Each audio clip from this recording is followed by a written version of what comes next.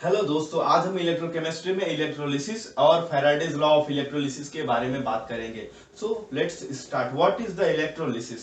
Electrolysis is the process of breaking of a molecule into its constituents and by means of the electricity. और Faraday's law of electrolysis के बारे में बात करते हैं। Faraday's law of electrolysis, इन्होंने Michael Faraday ने दो लॉज दिए हैं इलेक्ट्रोलिसिस के। ही उन्होंने पहली बार the quantitative aspects of the electrolysis के बारे में अच्छे से समझा और बताया। He said that there is a definite relationship between the amount of the substance deposited on the electrode and the electricity supplied to the electrolytic solution, right? तो अभी मैं पहले लॉ के बारे में बात करता हूं। तो पहले लॉ में उन्होंने क्या कहा? He said that the amount of the substance deposited on the electrode is directly proportional to the quantity of the electricity supplied to the solution. मतलब कि suppose if m is the amount of substance deposited on the electrode, then this is directly proportional to the quantity of the electricity supplied to the solution. जैसा कि आप जानते हैं Q is equal to IT, so m is directly proportional to IT. m is equal to ZIT. अब यहाँ पे Z क्या है? अगर मैं I और T को 1 कर दूं, m is equal to Z into 1 into 1. So m will be equal to Z. अब ये Z क्या है? Z is known as the electrochemical equivalent and this is the proportionality constant. अगर मैं I और T को 1 कर देता हूं तो m is equal to Z.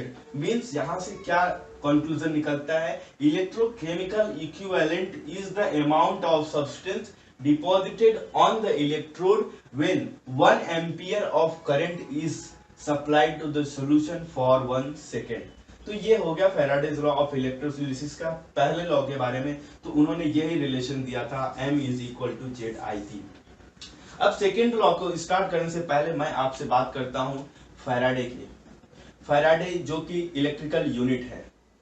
Faraday होता क्या है actually? Faraday 1 Faraday is equal to 96500 coulomb, and this 96500 coulomb is the charge on 1 mole of the electron.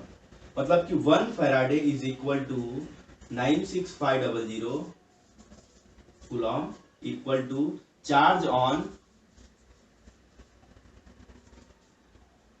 1 mole of electron. तो ये हो गया 1 फैराडे इक्वल टू, राइट। अब बात करते हैं second law of the electrolysis की। सो माइकल फैराडे ने क्या बताया सेकेंड लॉ ऑफ इलेक्ट्रोलिसिस के बारे में? उन्होंने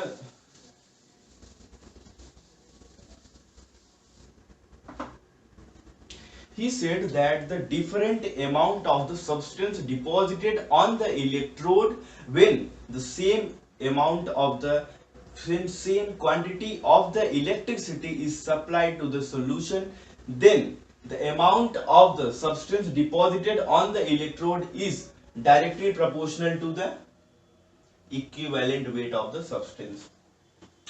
इसको और अच्छी मतलब कि suppose this is the amount of substance deposited on electrode is directly proportional to the equivalent weight of substance. इसको और अच्छी तरीके से समझने के लिए मैं आपको कुछ एक एग्जांपल देके समझाता हूं। ये दो इलेक्ट्रोलाइटिक सेल्स हो गए। एक में मैंने कॉपर लिया है और दूसरे में मैंने लिया है सिल्वर। ये मेरे दो कॉपर इलेक्ट्रोड्स हो गए। They are connected to each other.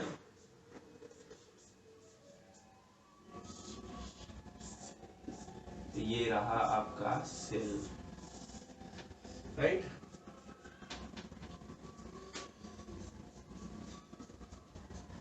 अब इसमें मैंने सॉल्यूशन जो डाला है, इसमें कॉपर सल्फेट सॉल्यूशन है, इसमें सिल्वर नाइट्रेट सॉल्यूशन है, और ये सिल्वर इलेक्ट्रोड है और ये कॉपर इलेक्ट्रोड है। जब इसमें इलेक्ट्रिसिटी हम पास करेंगे तो यहाँ पे क्या होगा? इसको हम ऐसे समझ सकते हैं, then the amount of the copper deposited on the cathode will be equal to the will be directly proportional to the equivalent weight of copper, मतलब कि mass of copper is directly proportional to the equivalent weight of copper। और यहाँ पे mass of, इससे silver के लिए mass of silver is directly proportional to the equivalent weight of silver। अभी इन दोनों को अगर हम डिवाइड कर दें तो रेशियो में अगर लिखेंगे तो यहाँ पे हो जाएगा mass of copper divided by mass of silver equal to the equivalent weight of copper divided by equivalent weight of silver। तो ये रहा आपका ये फॉर्मूला। इससे आप यहाँ पे मास ऑफ कॉपर अगर आपको मालूम है, मास ऑफ सिल्वर का मालूम है, तो इक्विवेलेंट ऑफ कॉपर भी मालूम है, तो इक्विवेलेंट वेट ऑफ सिल्वर यहाँ पे आप कैलकुलेट कर सकते हैं। तो इससे आई थिंक आपको अब समझ गया होगा कि इस प्रोसेस में एक्चुअली होता क्या है। अब मैं बात करता हूँ importance of the Faraday's law of electrolysis के बारे में। तो जैसा कि आप जानते हैं, पहले लॉ में उन्होंने बताया कि the amount of the substance deposited on the electrode is directly proportional to the amount of the electricity passed through the electrolyte। और दूसरे में उन्होंने बताया the different amount of the substance deposited on the electrode is directly proportional to the equivalent weight of the substances। तो पहले law से conclusion क्या निकलता है, उसका इंपॉर्टेंस क्या है, वहां पे आप इलेक्ट्रोकेमिकल इक्विवेलेंट कैलकुलेट कर सकते हैं। मतलब the first law of Faraday's law of electrolysis के फर्स्ट लॉ का जो इंपॉर्टेंस है, उससे क्या कंक्लूजन निकलता है, उससे निकलता है कि आप किसी भी सब्सटेंस का इलेक्ट्रोकेमिकल इक्विवेलेंट कैलकुलेट कर सकते हैं। ये आपके लिए पहली चीज हो गई। और जो दूसरी चीज है, वहां पे आप किसी भी सब्सटेंस का मास, मतलब कि the amount of substance deposited on the electrode भी कैलकुलेट कर सकते हैं। तो ये रहा आपके Faraday's first law of electrolysis का इंपॉर्टेंस, उसका यूजेस। और दूसरे लॉ में उन्होंने क्या बताया, उन्होंने बताया कि the equivalent weight of the substances can be calculated by the second law of Faraday. Second जो लॉ उन्होंने दिया था Faraday's law of electrolysis, second law से आप कैलकुलेट कर सकते हैं। अब हम डिस्कस करेंगे एक प्रॉब्लम से जो कि दैन 2006 में पूछा गया था। तो वो प्रॉब्लम क्या था एक्चुअली, द प्रॉब्लम वाज,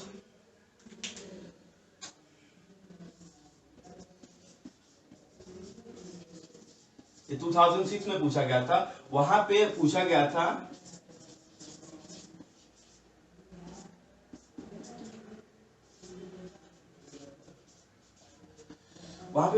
था when A current of 0.965 ampere is passed through a solution of, ये Cu है कॉपर, CuCH3 Cn4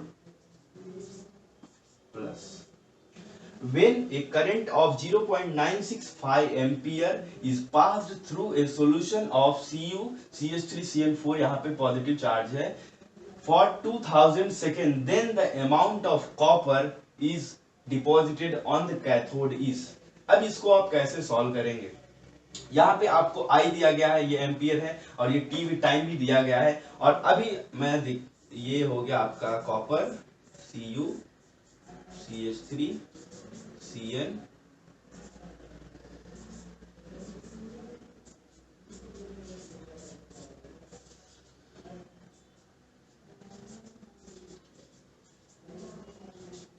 ये है इक्वेशन, ये रिएक्शन है। मतलब कि 1 मोल ऑफ द कॉपर, वो 1 मोल आपको कॉपर तभी मिलेगा जब 1 मोल इलेक्ट्रॉन यहाँ पे आएंगे। मतलब 1 फैराडे चार्ज जब इसको दिया जाएगा तो 1 मोल ऑफ द कॉपर मिलेगा आपको। मतलब 1 Faraday is equal to the 63.5 gram of copper.